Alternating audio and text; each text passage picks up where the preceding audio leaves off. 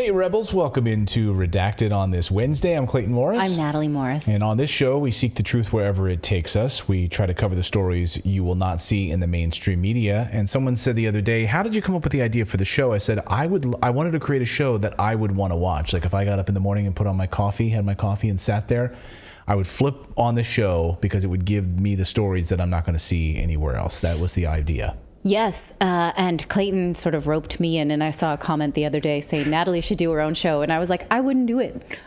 So without Clayton, I don't sit here. I don't have the gumption. I don't have the. Yes, you do. I mean, I don't think I have the go get 'em, get up and go get 'em.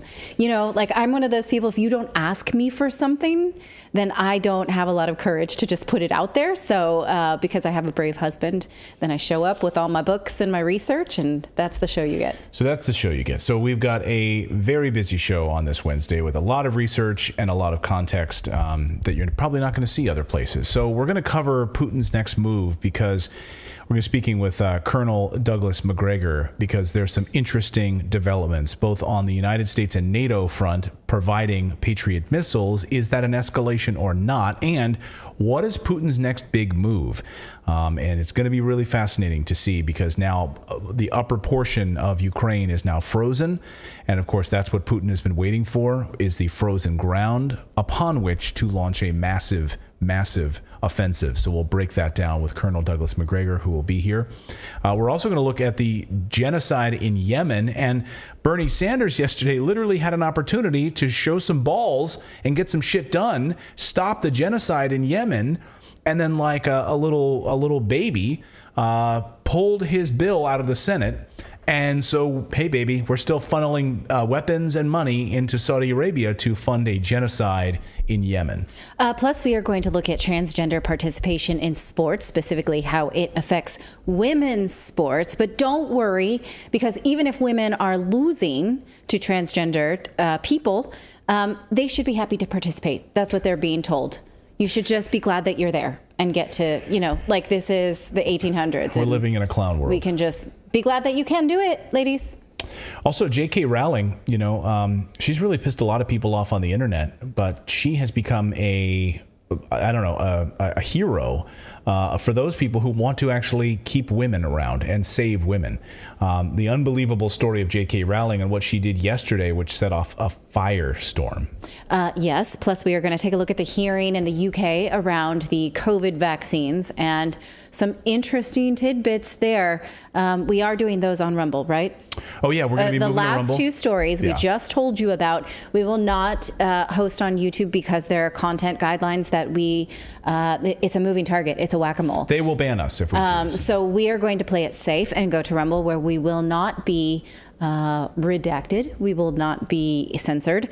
So get your mouse clicks ready to follow us over there if you're here. If you're already there, 2 thumbs up. We're just coming to you wherever you are. Thank you for joining us. Redacted starts right now.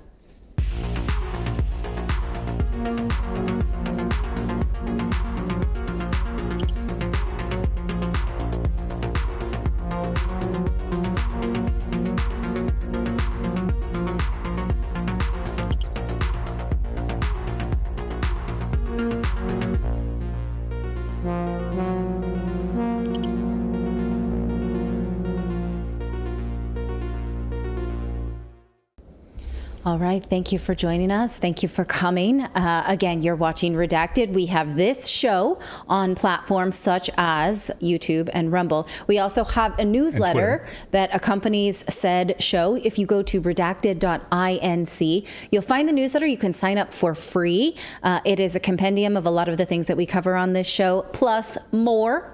Plus extras. It's free. Make sure that you sign up, give us your email address. We don't sell it around. And then go check the email for the authentication email and say, yes, indeed, I want this email. In that same website, you also can join our Redacted community for about the price of a cup of coffee a month. You can get extra content that we do here. Again, we've mentioned many times that there are things that just, we don't intend to poke the bear. We're not trying to be antagonistic, but there are things we are just not allowed to say. You know this already because you've been following the Twitter files.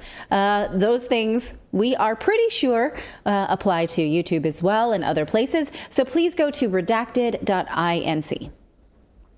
Well, we're watching the escalation of the war in Ukraine. Every few weeks we think, well, NATO and the United States wouldn't do that, cross that red line, that boneheaded move. They're not going to send heavy machinery, HIMARS weapons. No, they're not going to do that. They're not going to send Patriot missiles. They're not going to do that.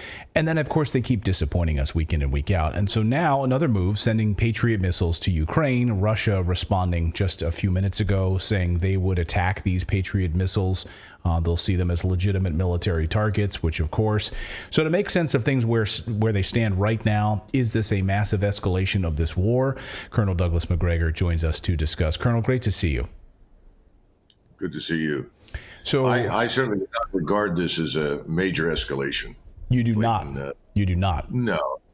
And I'll tell you why. First of all, this is an air and missile defense system that was designed really to do two things: destroy incoming tactical ballistic missiles and aircraft. Its record is not perfect, but it's a good system. It's a very fragile system, a very expensive system. We're talking about sending 7 or 8 launchers. Normally, I shouldn't even say normally, but you can have as many as 8 launchers in one battery. If you do that, that gives you about 128 missiles loaded up in the launchers that can be fired at these tactical ballistic missiles or aircraft. Now, it could also be used against cruise missiles, but that's not what it was designed for, and it doesn't perform nearly as well against cruise missiles and low-flying unmanned aircraft as it does against high-speed aircraft and tactical ballistic missiles. The most that they could do is protect what I would call a high-value target. You could put a certain number of these launchers around a headquarters or a command and control node, potentially an ammo storage area if you thought that was, very sensitive.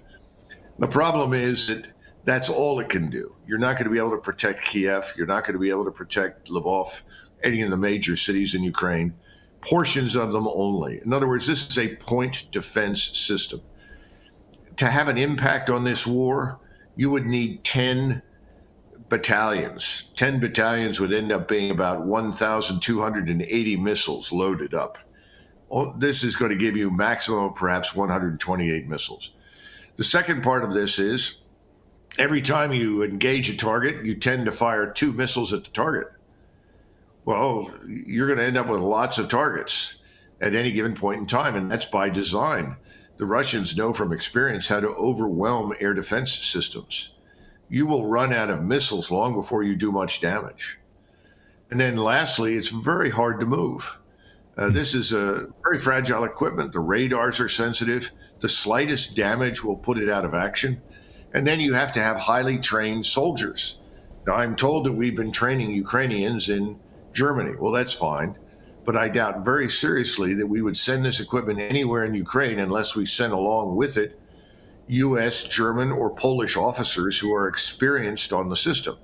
This is not something that you train up on for a couple of weeks and then go to war. We send soldiers to 6 months of intensive schooling and training to operate these systems.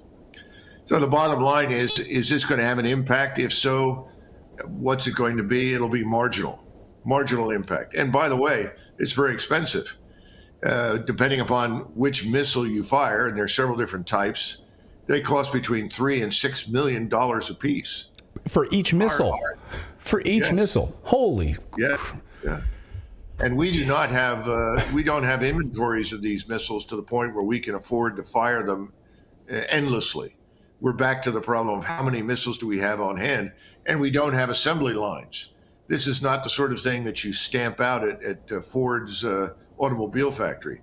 You actually have to have skilled technicians putting these parts together on each missile individually. So the speed with which you could build more missiles is limited by the numbers of technicians that you had to work on the missile components. It's unbelievable. So just the math on this for a second, $3 million per missile to shoot down arguably $30,000 Russian drones, right? And we now know that Russia can, if that's what they're going to shoot down, what are they aiming for with these? Just protection? Well, they'll probably try to shoot down tactical ballistic missiles. This is the Russian Iskander missile, which is very accurate and has a large warhead on it. And the Russians have, we estimate, at least 50 to 100 launchers that could launch Iskander missiles at any given point in time. And again, it would not be hard to overwhelm this one missile battery. I mean, you're talking about 7 or 8 launchers. That's one battery. You'd need 10 battalions to protect Ukrainian forces on the ground and key points across the country. That if you were going to war, that's what you would send, 10 battalions. We don't have that to send. Ukrainians can't man them.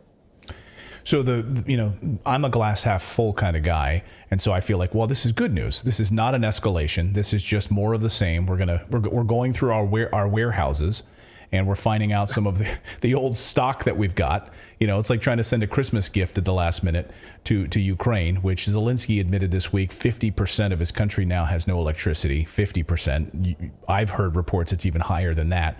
So then that sounds like good news. And so it sounds like this is not an escalation, but now we're just sitting here watching the Ukrainian army be devastated, decimated, totally removed as they keep trying to throw troops at this sort of steel wall. And Russia doesn't have to do anything, it looks like. They can just sort of sit back and absorb all of this now. Am I wrong? Well, I think you're half right. The Russians don't have to do a great deal, and they aren't at the moment. I mean, the vast majority of their forces are preparing for these offensive operations that will be launched whenever the theater commander decides it's the right time. He's been waiting for an improvement in the weather, that is, for ground to freeze. He's been waiting for all the reservists to be fully integrated. Once he's satisfied that everything's in place, he'll launch, whenever that is. That could come tomorrow morning, or it could come in February. We have no way of knowing. But in the meantime, Ukrainians are fighting tenaciously against the Russians in the south, and they're trying to hold on to this place called Bakhmut, which is being built as a logistical hub because of its connectivity to rail lines and transportation assets. And they're losing it, and they're losing thousands of troops in the process. The Russians, meanwhile, are taking very few casualties. The exchange rate between Russia and Ukraine is about 1 to 8 or 1 to 10. So for every 8 or 10 Ukrainian soldiers that are killed, only 1 Russian soldier is killed. That's not a good exchange. And we think that the entire Ukrainian army, excluding foreigners, that is the thousands of Polish troops in uniform or Americans and Brits and others that may be there as mercenaries, is about 194,000 effectives. In other words, everybody else is wounded or dead. And the people that they're throwing in to these positions are untrained.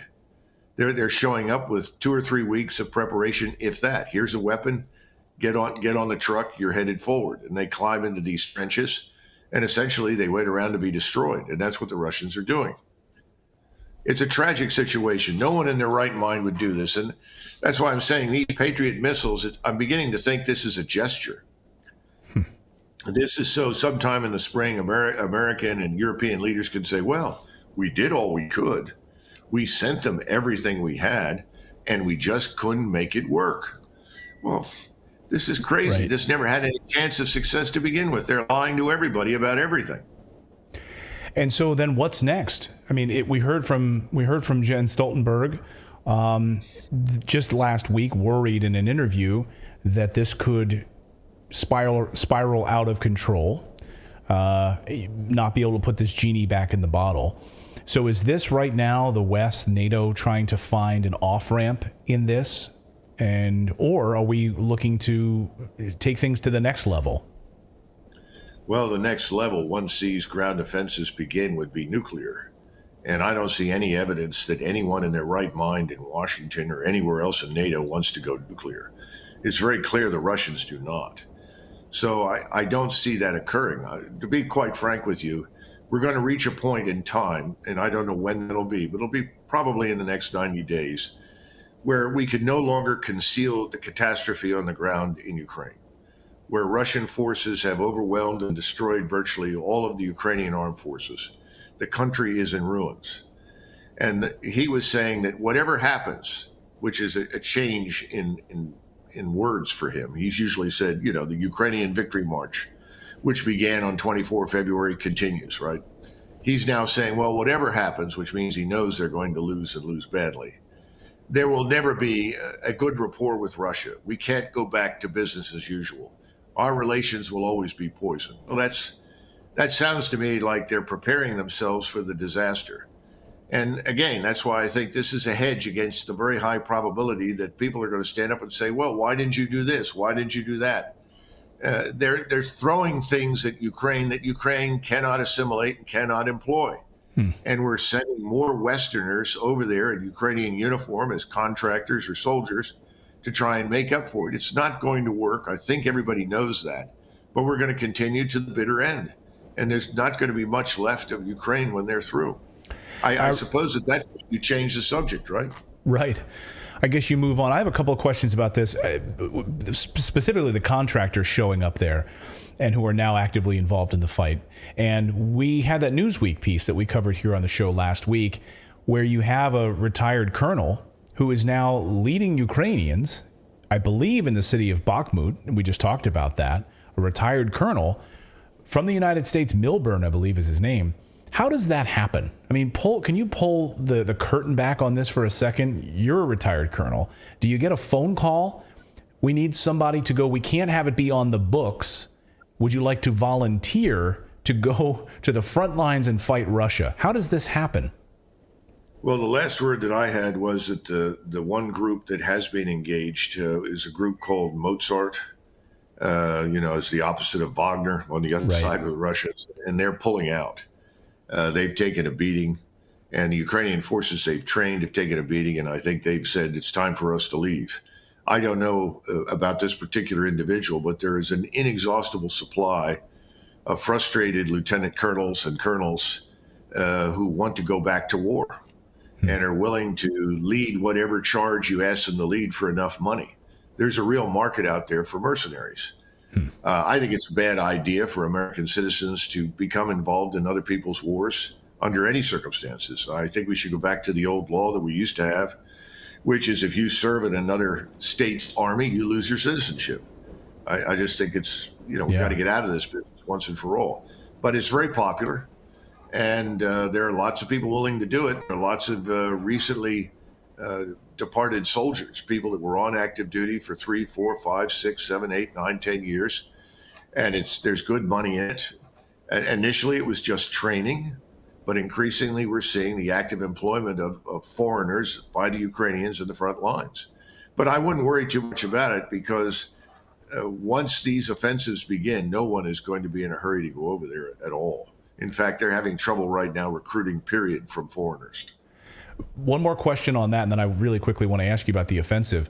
So this money, where does the money come from? Is this part of a Pentagon budget, part of a normal Pentagon budget drawdown, or is this like a side, it's like petty cash that's kept in the office somewhere, and they draw on it secretively for these mercenaries? Well, remember, you have this thing called the black budget that we never see, that has billions in it.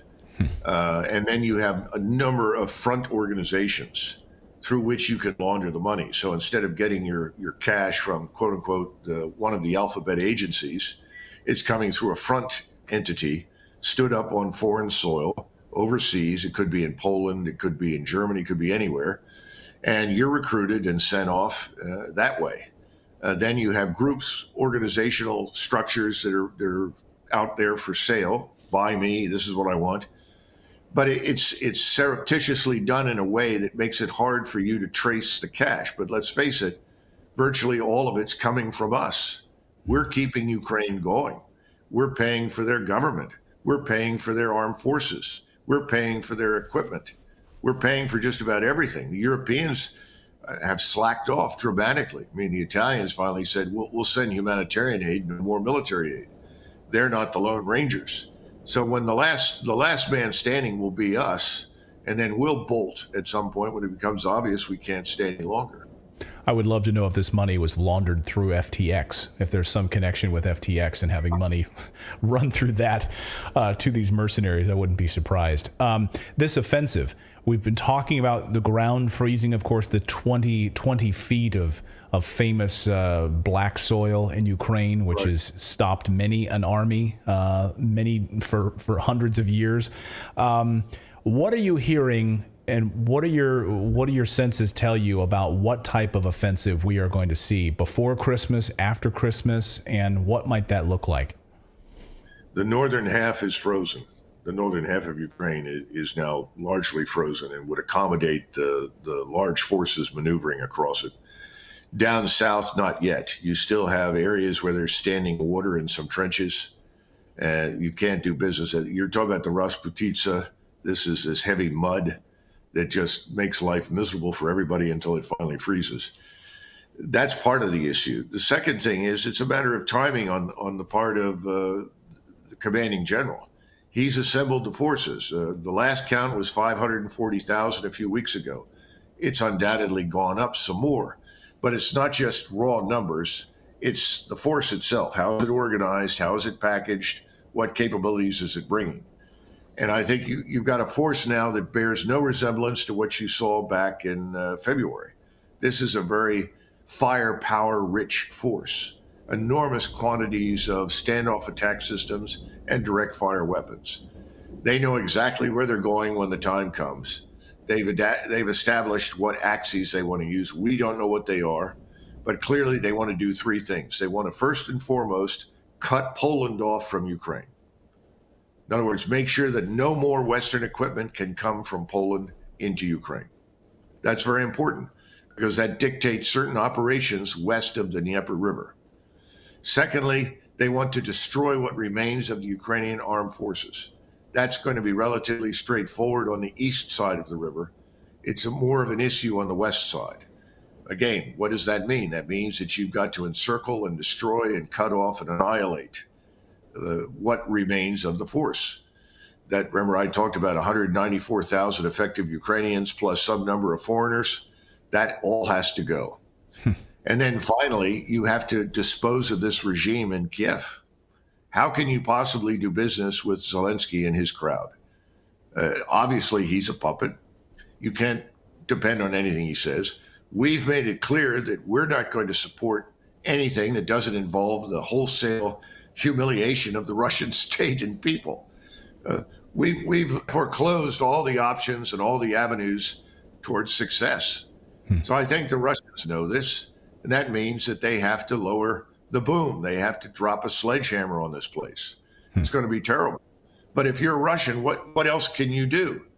You're not dealing with someone you can trust on anything. We've now had these revelations from Merkel about the fact that the Minsk Accords were simply a stalling mechanism to buy time for the Ukrainians to arm for the war. Good God. Right. What a disaster. Who's he going to talk to? Who's he going to trust? Now, at some point, these governments in the West will go away. And when you sweep these people away, like Schultz in Berlin, Macron in Paris, and whoever turns out to be the next prime minister in England, that's a lottery right now. Right.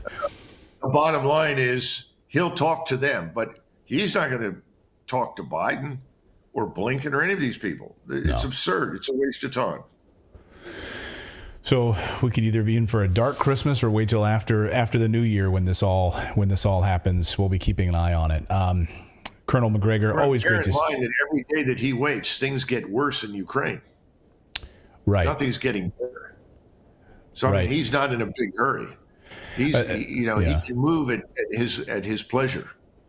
And that's been kind of thrown around over the past week or so with the idea that maybe he won't actually carry out this massive offensive, that this steel wall that's sitting there would just be sort of a permanent wall and Ukraine throws whatever they want at it, but that you don't buy that. That's impossible. How else do you get rid of the Ukrainian armed forces? How else do you get rid of the government? How else do you stop the influx of Western technology, military technology, and equipment into Ukraine? You've got to go in. It's the only option. So people that think nothing is going to happen, I believe, are delusional. Well, you heard it here. Colonel MacGregor, always great to see you. Always great to see you. I hope you have a wonderful holiday, and hopefully we'll be able to have some deeper discussions on this and see if the cooler heads prevail after the new year. But Merry Christmas to you. Thank you so much for your great analysis, as always. We really appreciate it. Sure. So it's to think about thank you, Colonel, three-pronged attack here, right? Encircle Ukraine. Yes. Decimate their forces, cut off Poland to the west so that arms don't continue to fly across on rail lines, etc. And of course, regime change. Get rid of Zelensky in this government. This is where we're at. So we will keep our eyes on this. Well, you don't have to worry about that because a cabinet minister in the UK says that he understands how to stick it to Putin. He knows exactly what to do. How to end Putin. How to end Putin. It involves nurses working for very little money. You know, those pandemic workers that worked even when everybody else got to stay home. Those people. Well, a cabinet minister in the UK is saying that nurses should not strike for better pay and better working conditions because of President Putin. So here is the logic. You have to really stretch your mind for this. So nurses are striking because they are underpaid and exhausted from the pandemic, and also because economic sanctions are making their lives miserable and everybody else's because of rising costs. So they're going on a strike. The sanctions are meant to hurt Russia and Putin. So if nurses are protesting, they are supporting Putin. And if they strike because they're in pain, they're supporting Putin because this politician wants the nurses to show Putin that they can take it. So by striking, they help Putin. Can you make that stretch? Can you even follow that logic? It's like I can do yoga. I can stretch a little bit, but I can't get that frickin' far. That was crazy. I'm going to let him say this craziness for himself. Here is Tory party chair Nadhim Zahawi talking utter nonsense. We have to come together. This is not a time to be divided, to, I hope, send a very clear message to Mr. Putin that he can't use energy as a weapon in this way, and we will remain united, which is why we've accepted the pay review bodies on the NHS and on schools. You know, a nurse on 20 grand a year, you would think that maybe there were other ways of sending Putin a clear message on Ukraine rather than the fact that you're going to have to have a real-term pay cut. No, but we've accepted the pay review body on nurses, and as I said to you, last year they got 3%. This year's recommendation is £1,400, so the starting salary of a nurse would be £31,000. It is difficult. I'm absolutely, conscious of the fact of how hard things are at the moment, but this is not a time to, go for 19% pay rise that will cost £10 billion. Yeah, so it's the stupidest thing I've ever heard. So how much does he get paid? Right. Yeah, and where's he? All of his private money and private pension money and all the things that he gets taken care of. So they want a 3%. This is not the time. You feel the pain now, so that Putin will suffer because nurses won't make enough. You need to take a pay cut to stop Putin. Like this is, and by the way, he's not the only one. This is happening in the United States, right? This is Putin's price hike. All of this, it's Putin's fault, right? You shouldn't be asking for additional money because of Putin. It's all Putin's fault that you're paying more for gasoline.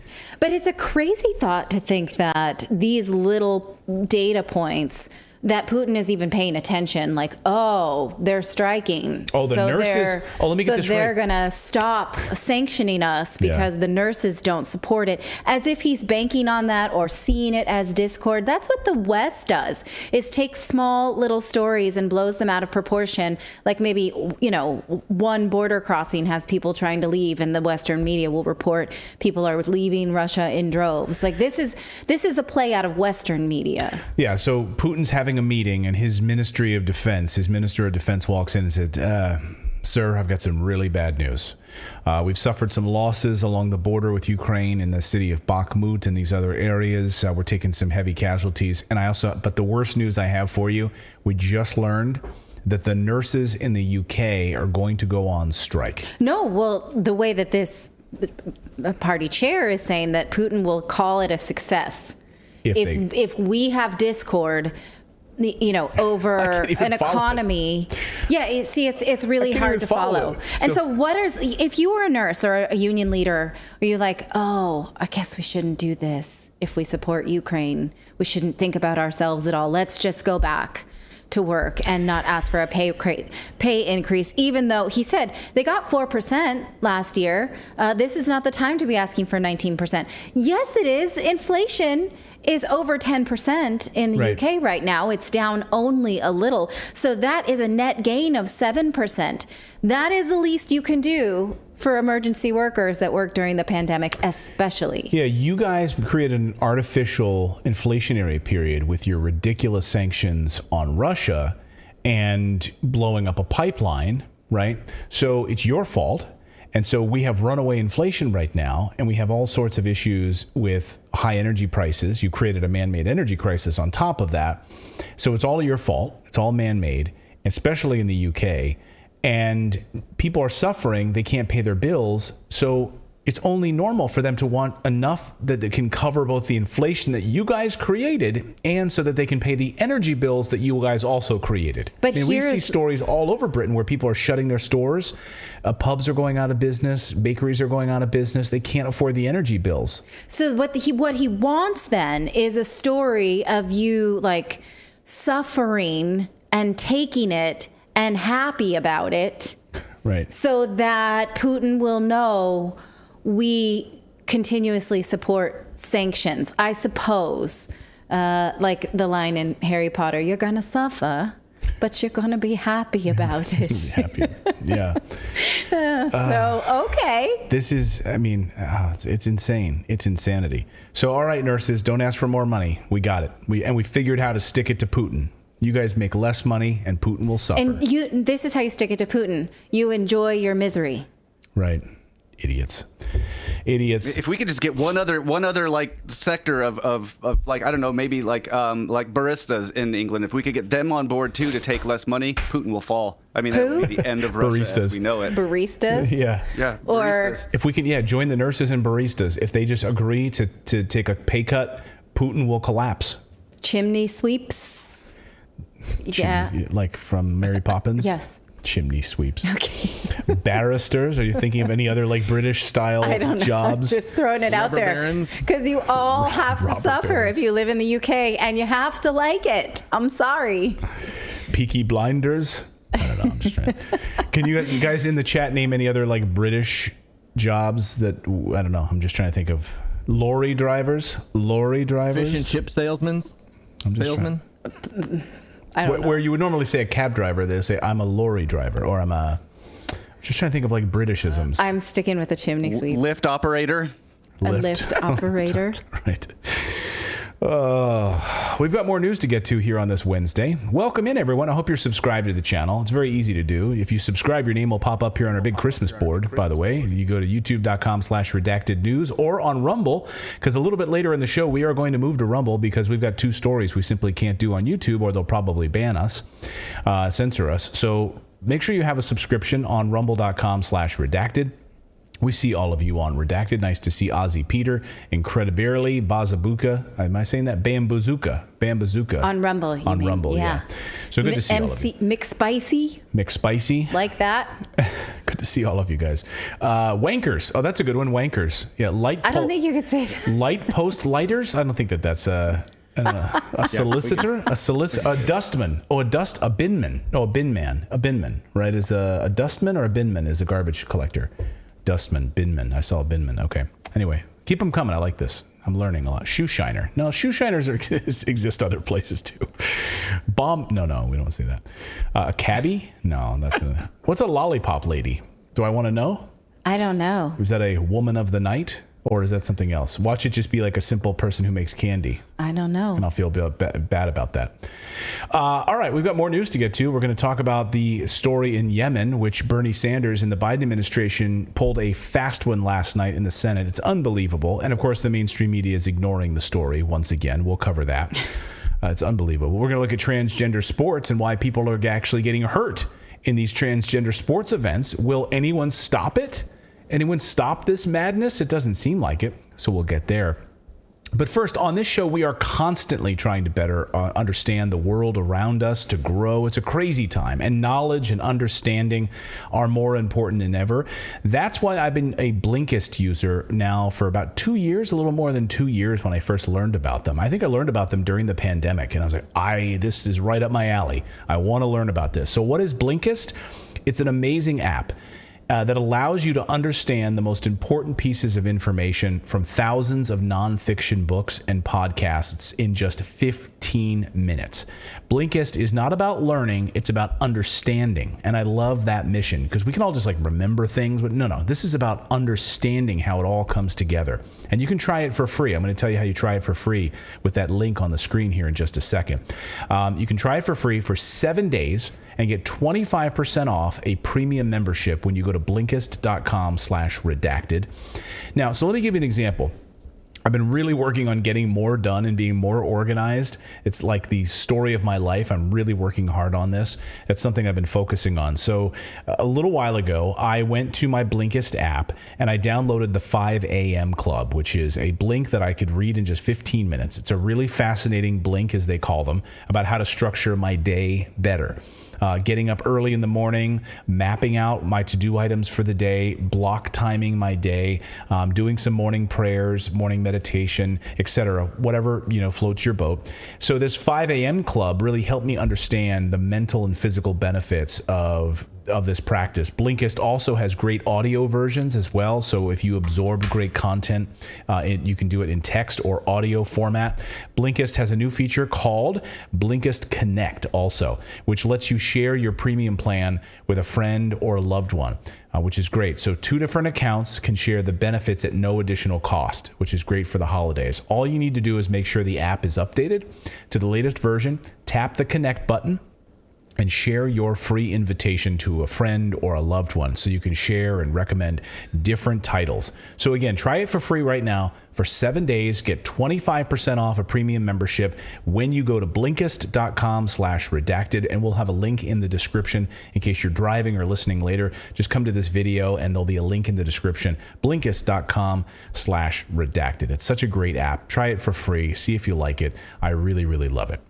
All right. Thanks to all of our subscribers. We really, really appreciate it. Thanks for subscribing and smashing that like button. The chat says that a lollipop lady is a cross guard. What we would call in America a crossing guard. Crossing guard. Is somebody who puts the sign up so that children can go to school and stops the traffic. Those nice it looks like they're holding a lollipop, perhaps. That's where it comes from. I don't know. But I have never heard that before. Thank you for teaching us. Mash banger. I don't know what the mash banger.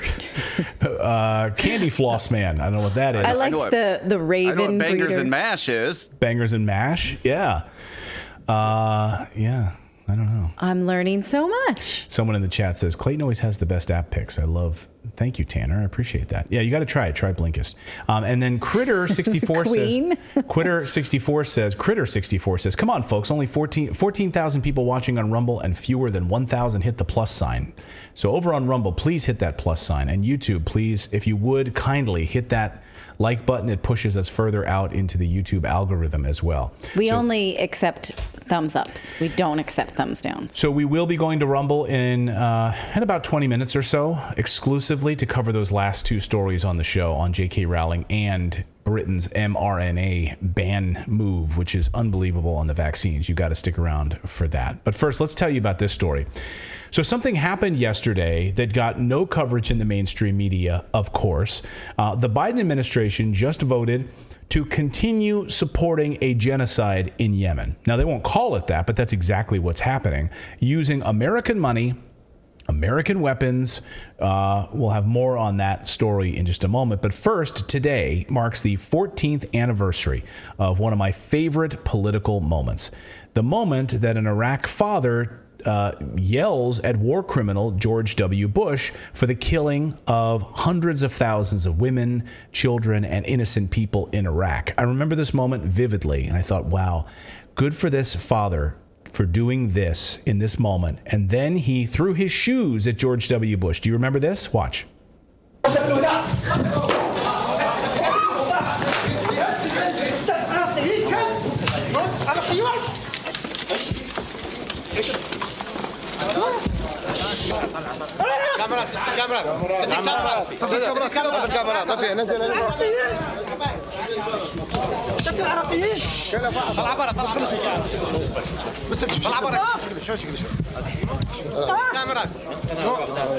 Unbelievable.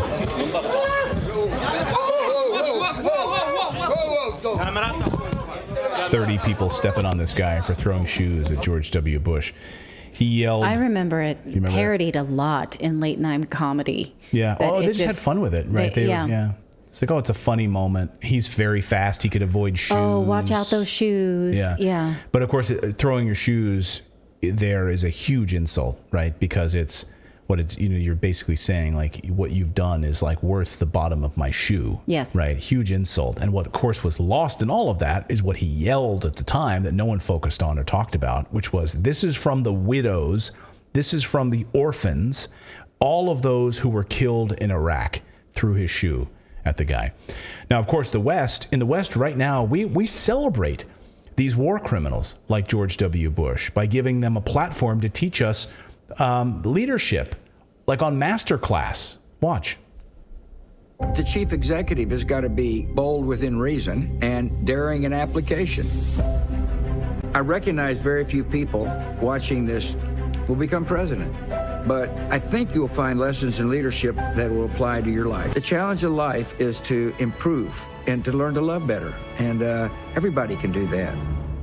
I'm George W. Bush, and this is Masterclass. Yeah. Could you imagine signing up for that shit? Could you imagine? Honey, what are you doing? You can't come down for dinner right now? No. I'm knee deep. I'm about 5 lessons into my Masterclass with George W. Bush on leadership. Even today, I watched a video of Barack Obama talking about how not to be a troll online because judging other people is not activism. And so there are better ways to get things done. He also killed millions of people in Syria, millions, by backing the Al-Qaeda faction, and telling lies about Bashar al-Assad in order to attack that region and kill people, issue sanctions of mass destruction, what many call. I think history will remember him also as a war criminal, just like George Bush. But we laud him because he's so cool, because he's so likable. Both of these guys are the same. Yeah, they're the same. And now they both carried out many genocides in the Middle East for the sake of money, for their voters, for their power. The same. Yeah. Barack Obama, like, he was the peace candidate, a Nobel Peace Prize winning candidate, and he increased the drone program by 400%. Yes. Yeah. So these guys, applauds, right? Because this is how we rehabilitate these guys. We rehabilitate war criminals like Bush and Condoleezza Rice and Dick Cheney and Barack Obama, giving them book deals and inviting them on talk shows and having them on CNN, etc. They invite them on for analysis, right? Or they hire them. Now they're part of their payroll.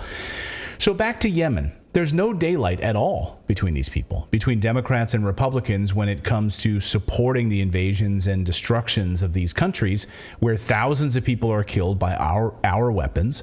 And then famine sets in.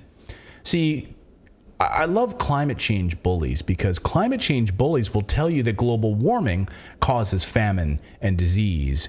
But according to the data, that's actually a lie. It's not true at all. That is utter bullshit. And it's a line that they give us to make us feel like this is what's sowing discord. Like people who live there are basically so primitive that they will fight over like a morsel of food because they have no other. It's also just a racist narrative. I'm sorry I interrupted. No, but it's true. It's like, okay, so it's the reason that these people are so poor and they have famine and they have disease and kids with distended bellies is because of climate change.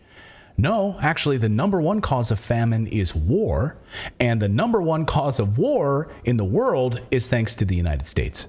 So screw your climate change, shove your climate change up your ass, stop war, and you'll stop this shit. There's an idea for you, but they won't, because they're cowards. They're spineless little sea urchins. maybe the climate change nuts might actually do better by gluing themselves to paintings. They could do more by this than, throwing soup on paintings. Maybe they could fly to Yemen. They could actually walk around and draw attention to a real cause for once. Like, wouldn't it be amazing if they got cameras? See, they won't do it, though, because there's nothing to show. So they'll go to Yemen, and there's nothing left. It's all been destroyed. So they'd have nothing to glue themselves to and throw soup upon because there's nothing there. And, oh, by the way, what a travesty that would be to waste soup during a famine. Yeah, but I think the nonsensical nature of gluing yourself, like there was a guy in Germany who glued himself to the street. Yeah. And then they had to weld out part of the pavement. And and I was like, just leave him there. That's his fault. You know? Like, why are you Let saving him freeze. Let him, yeah. Yeah, and so that's just as nonsensical. So you could glue yourself to the ground for Yemen.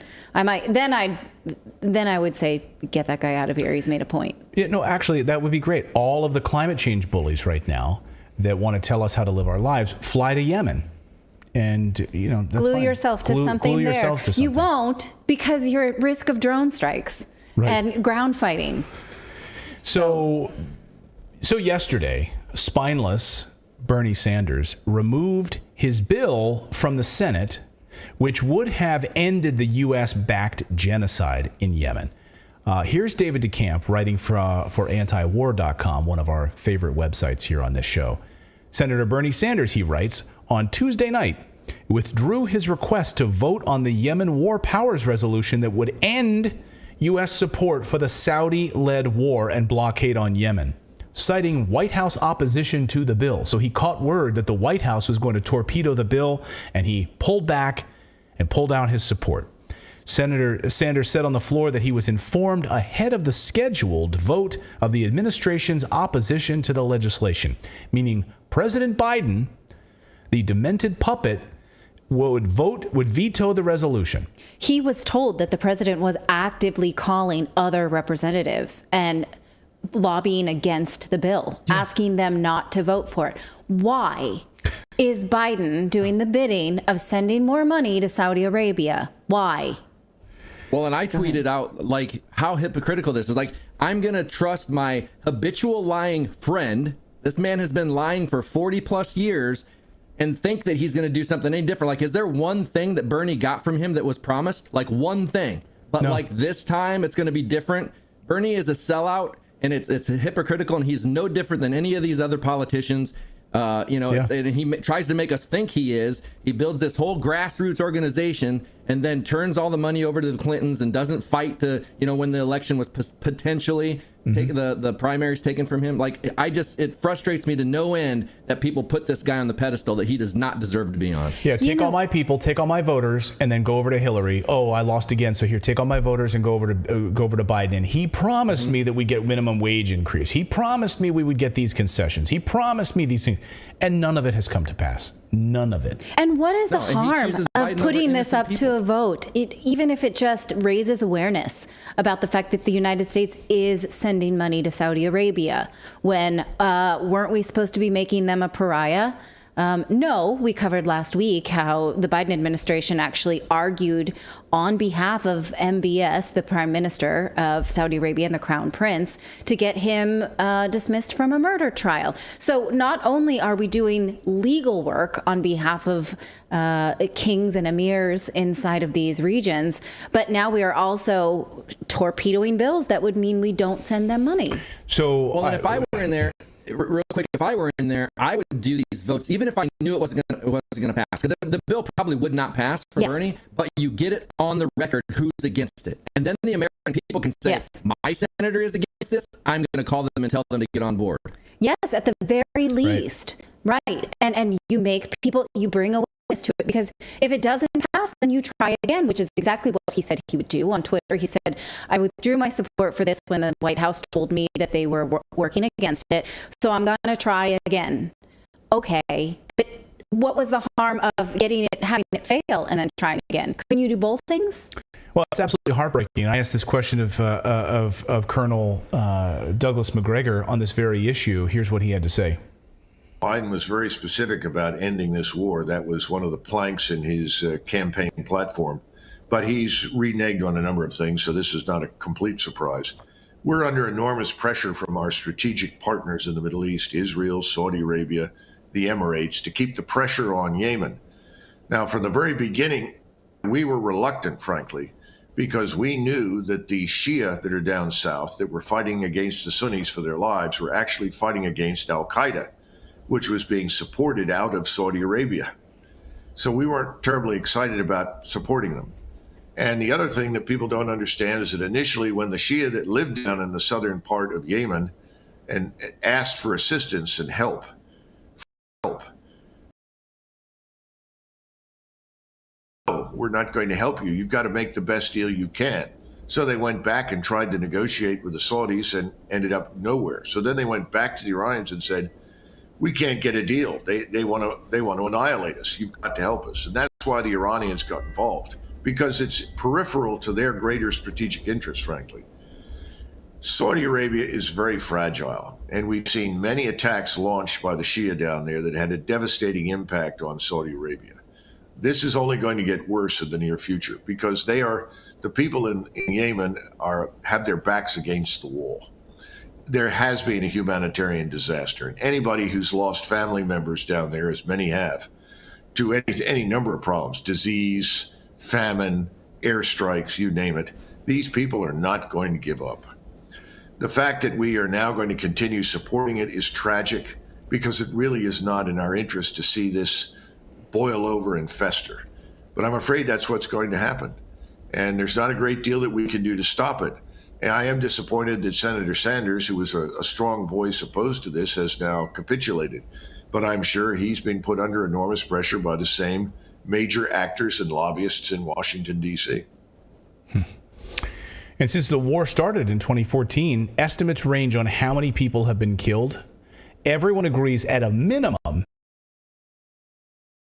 EP report saying as high as 1.3 million people killed by the year 2030. By the year 2030. Unbelievable. This would be the war dead. The war deaths would reach 377,000 by the end of the year, according to the UN. Okay. Well, that's awful. And it's really too bad that Congress couldn't get its act together to at least put a vote on the floor to do a small part in stopping this. Yeah. Awful. Well, we saw that we were glitching a little bit here. I think now we've got an error. It says YouTube not receiving enough video to maintain smooth streaming. Yeah, don't ever pay attention to that. So the SRT was, we got a little bit of a bad connection from you for a couple seconds, so it kind of glitched out. Okay. But it's smoothed out now. So just keep going, and then we'll send a message if anything, okay. Like if we cut the stream completely. It's set to go to be right back, like a message screen if we completely lose the feed. We haven't lost it yet, but it has blacked out a couple times. So I think your weather is affecting you. Yeah, we had some crazy thunderstorms here near the studio today, and power glitches and things like that. So we apologize. It's been like we've had floods. We've had a lot of flooding. It's been like where we don't get a lot of rain at all. It's just been like nonstop. It's been crazy. A really long season of rain and biblical storms coming our way. So. We apologize. And I've been surprised you haven't been able to hear it because we can hear it on the roof a couple times during the show. So bear with us. Thank you so much.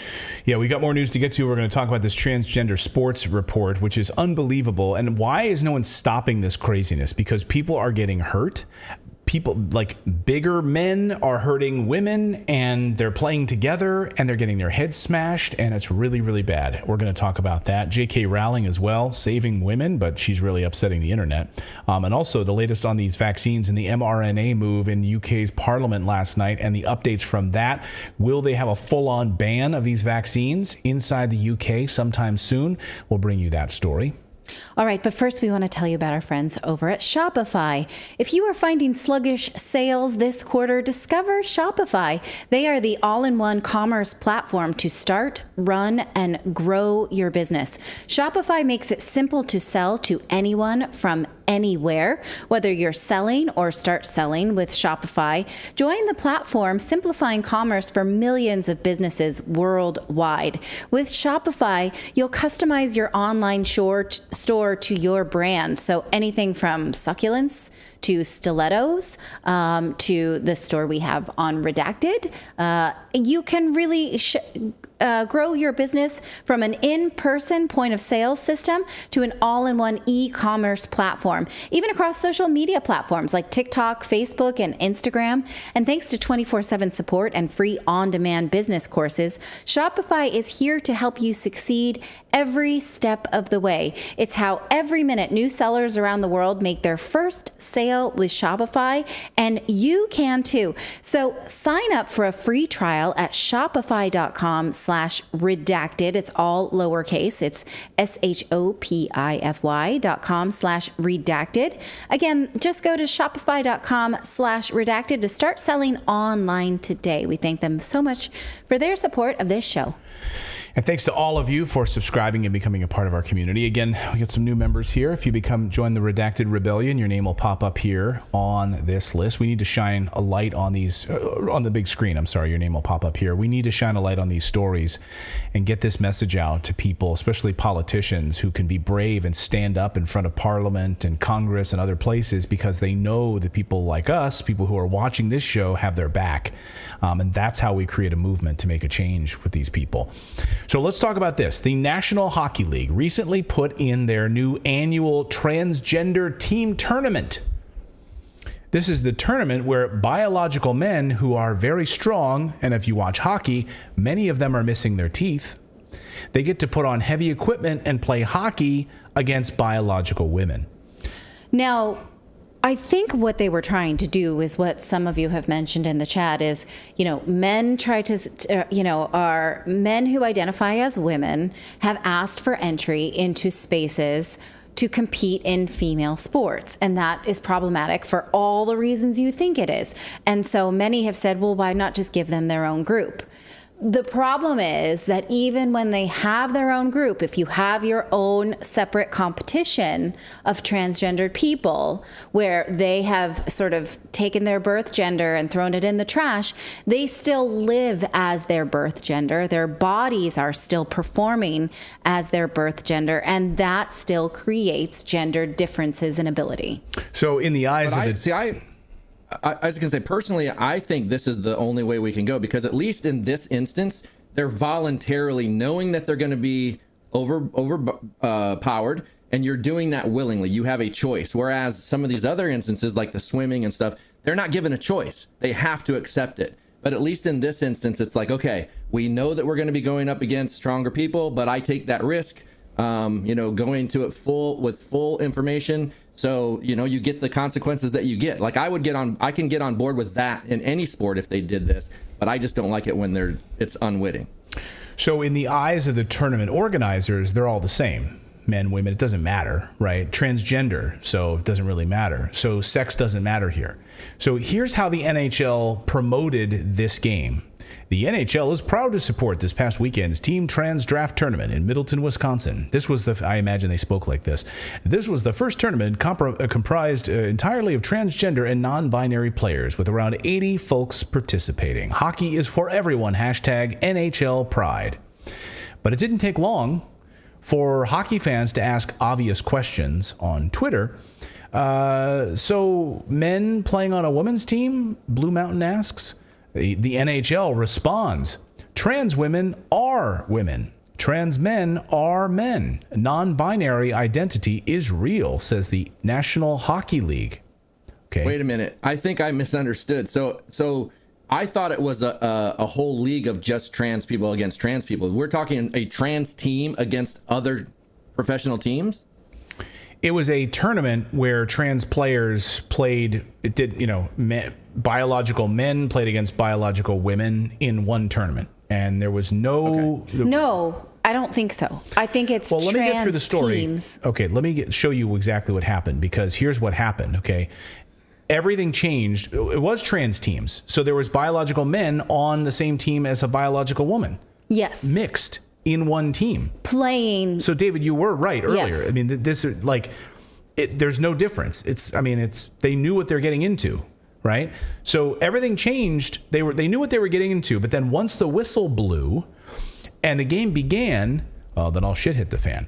Within a few minutes of the first period, it became apparent that the biological men were physically dominating the game. Shocking.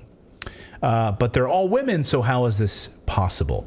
It all came to a head when the biological men smashed the biological women into the ice and into the rink walls, called a body check, and gave out a concussion. That one, at least, that we know of. But what's a few concussions among girls, right? As one hockey writer wrote, they're a very lucky woman. They're very lucky a woman wasn't killed. And one body check into the boards, and that person could have easily died on the ice.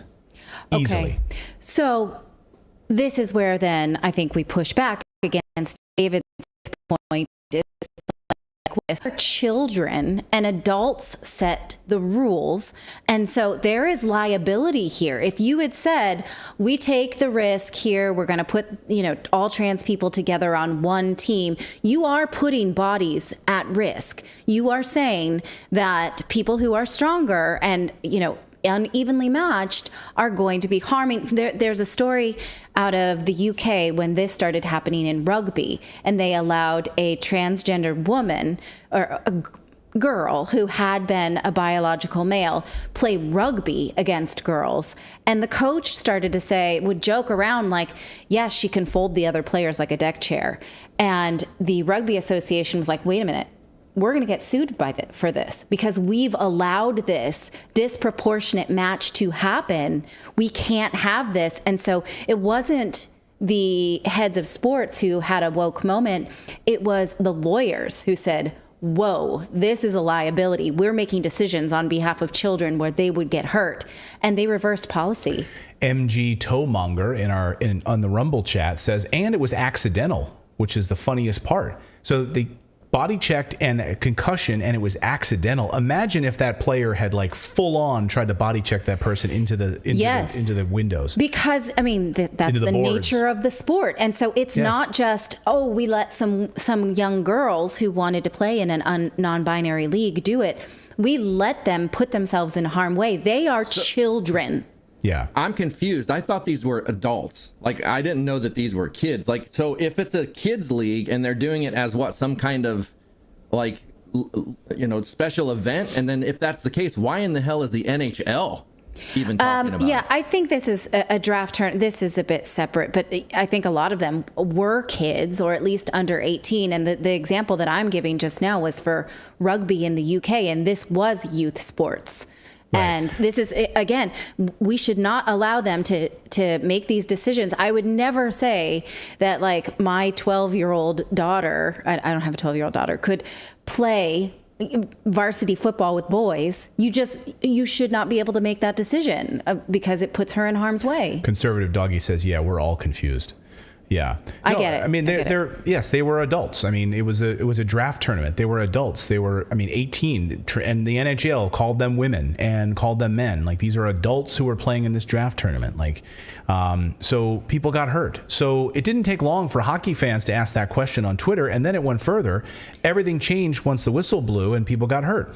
Now the Daily Caller has gone one step further, one step deeper, and done an investigation into transgender athletes competing in the opposite gender. So here's the Daily Caller investigation into this. The Daily Caller News Foundation found, men are winning women's athletic competitions across the nation, which we've covered here on the show. But the results are not surprising at all. And here's a quote from the Daily Caller piece. Dozens of athletic competitions for women and girls have been upended by the participation of males identifying as transgender women, who benefit from a host of biological advantages over female competitors, according to the Daily Caller. Transgender-identified males have competed in a variety of women's athletic competitions, from school sports for young children to top college events and Olympic competitions. Differences in an average woman's strength, stamina, and physique compared to the average male are sustained even when a male undergoes testosterone suppression, according to the Sports Council Equality Group, because, as we've covered here on the show before, testosterone is not the only thing that makes a male a male. No. Right? It's a small part of it. But that is not... So even if they have these suppressions, or they take it, does not make them more or less of a man. Right? That's like they're Fallon so biologically Fox. I always bring up Yeah, I bring up the Fallon Fox story, the UFC fighter who completely caved in a girl's eye socket and changed so that because the girl didn't volunteer for that, so now they have to let the girl accept that they will be fighting a biological man instead of just letting it happen, because this girl could have died, like they literally crushed her skull. Oh my God. So you'll recall Riley Gaines, the NCAA women's swimmer. She was competing against Leah Thomas, who is a biological male. See if you can spot Leah Thomas in this photo, the biological male. See if you can spot the biological male in this photo. Thomas had ranked 462nd. 462nd, Leah Thomas had ranked while swimming on the men's team, but was ranked first in the nation while competing against women. Riley Gaines tied Leah Thomas for 5th place at the tournament. It was basically told by the tournament organizers from the NCAA, don't rock the boat, let Leah get the glory and get the trophy, and you just stand off to the side. Watch this. So when you came out of the water and realized you were 5th, you had tied for 5th with someone that has a physical advantage over you. What did you think? Right. I touched the wall and I saw there was a 5 by my name indicating that I got 5th. But the first thing I really looked at was who won, because I was just so curious, who would win that race, because the night before Leah won the 500 free. And so more interested in my own self, I was interested in who won. And so I looked up and I also saw the number 5 by Leah's name. And so I in that moment realized, we tied. And so it was just kind of like a flood of emotions, really. I was extremely happy for the girls above me who, kind of conquered what was seemingly impossible by beating Leah. And so it was kind of just an array of emotions. But I was shocked, really. That was probably my overall consensus of how I felt. So female Riley Gaines, the Kentucky swimmer who tied a transgender swimmer, Leah Thomas, a biological male, for 5th place in the women's 200-meter NCAA championships last month, still does not have her trophy, by the way. They gave it to Leah Thomas. They're like, and that's another thing. We only have 5, so we got to give it to him, because we want Leah Thomas to have the glory.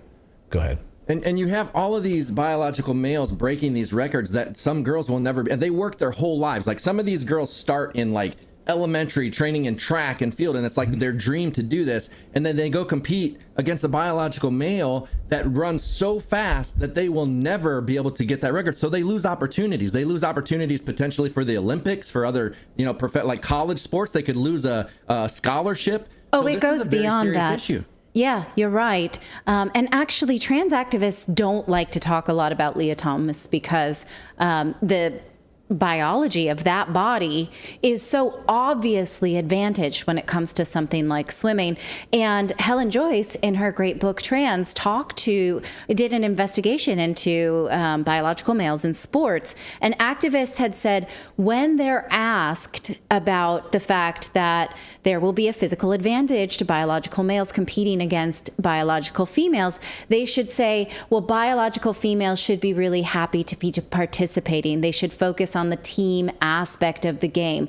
They should be happy that they have the chance to participate, as if this is women's suffrage and we should just be glad to be there. Just so glad we're let in the room in our own sports competitions. She didn't even get a participation trophy, which is what you're basically talking about here. She at least should get a little pat on the head and a participation trophy because she showed up, and she should be happy that she got to.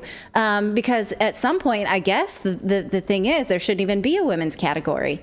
I'm going to talk later about the history of there even being categories for women and how it's since the invention of women's sports teams, there's always been men penetrating these competitions for the female for the competitive advantage, not because of their gender identity, just because of it was like a low-hanging fruit.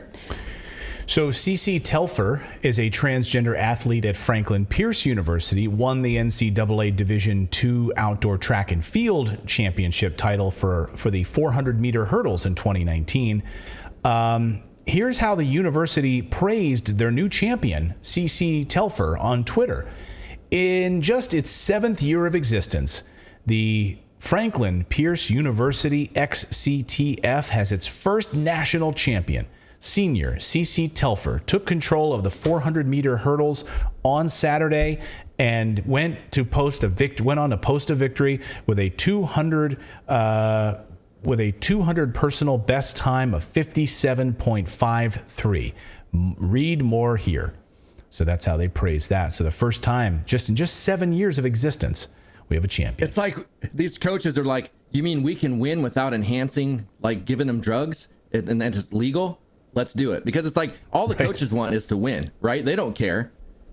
Yeah. Well, Laurel Hubbard is another one. Transgender weightlifter who won 2 gold medals at the Pacific Games in 2019 while competing in the women's division. See if you can spot Laurel Hubbard in your photo. Went on to join the women's Olympic team, becoming the first biological male in Olympic history to compete in a women's sport. Some female athletes at least try to present as a female. Yeah, I don't know. Well, again, I think if you say that though, you're doing woman face. Like, at least that person's not trying to do woman face and just saying, I'm here. I'm going to say that I'm a biological male. I've entered this category and I crushed it. And I'm just using my normal man face. Look at all of my medals around my neck. So that's the first biological male. Some female athletes are coming forward to protest all of this, but when they do, they're quickly attacked by liberals on social media. In 2019, Democrats made it even harder for women to compete on their own, passing legislation forcing schools to let male athletes compete. Democrats unanimous as House bill passes, forcing schools to let male athletes compete in girls' sports. The bill amends the Civil Rights Act, 1964, to make sexual orientation and gender identity protected characteristics under federal anti-discrimination law. Among other things, that would force public schools to expand female athletic teams to include biological males who identify as transgender girls. Republican Florida Representative Greg Steube introduced a last-minute amendment to the bill that would have preserved Title IX's protections for female athletic teams, but Democrats rejected it. Senator Rand Paul from Kentucky says people are afraid to come forward, and they're afraid to talk about this because they'll be attacked by the trans mafia, he says. But I think they are fearful. There are reports of people trying to punish people with school and with jobs, and it's sort of like this mafia out there trying to control language. But it's also, if you talk to the regular people of Kentucky or of America and ask them, should a 6'3" man be competing against women? And most people don't think that's fair. So I'm proud of Riley for standing up, and I think we ought to stand up also, those who are in charge of the country, to say enough's enough. This is foolish, and we're not going to let it happen. Well, that's why a lot of this activism happens in secret and is lobbed onto other gay rights bills. Because, when you ask someone, do you support biological men competing against women despite their physical differences, most people will say no. And so it's framed in a way that we are not allowed to have a direct conversation about it. And I feel mafia is a great word for it, because if you look at Chloe Cole, she was a trans male, right? And then she just detransitioned because she didn't feel the same. And now that community is attacking her, and she's getting death threats and everything for talking about how confused she was. And so they're attacking. If you say anything negative about it, they will attack you. They'll dox you. Yeah. And Chloe specifically saying, I hate even the word detransition now, because it makes it seem like it's just something I can go back to. Now I'm medically, my body is ruined as a result of these medicines. Yeah. It's not a transition. It's ruined everything about my body. Well, a few more updates about this. Just a few months ago, the British Triathlon decided that it also would create an open category for transgender athletes to compete at all levels. So this is something that is less combative, obviously. So women who work so hard for their times don't have to compete against biological males in their category because they would have their own separate category. Much less liability here than something like rugby or hockey. But I did, of course, want to bring you a little historical context to understand how, in fact, gendered sports even came about. I mentioned earlier Helen Joyce's book, Trans. She talks about how to understand how sports even got here, you must first understand how competitions came to be sex segregated. For a long time, they were all male only. A few women engaged in genteel sportings like golf and croquet.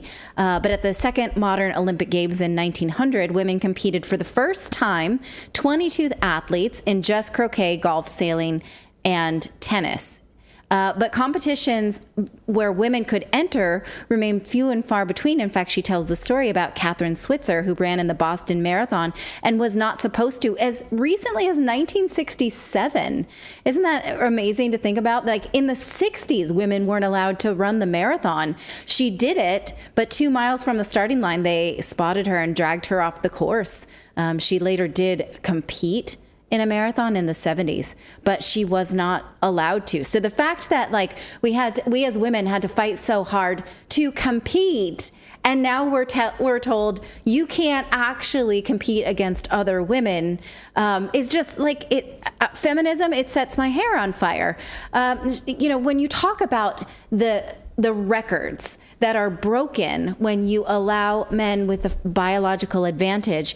Here's a little snippet. She says, every year in pretty much every athletic event, men break the women's record thousands of times. The fastest time ever run by Allyson Felix, the women's 400-meter Olympic champion, is beaten more than 15,000 times each year by men and boys, you guys. Not even professionals. This woman is the best, and men and boys can beat her. In sports where several advantages are compounded, the difference widened into a gulf. In tennis, the fastest recorded serve by a man is 163 miles per hour. By a woman, 137. You can't compete. Even the best cannot compete. The most aces hit in a men's tennis match is 113. In a women's match, 31. And these statistics barely begin to capture the difference in in-game play. In fact, Serena Williams was asked to play against, I think it was Andy Roddick. And she was like, no, I just won't do it.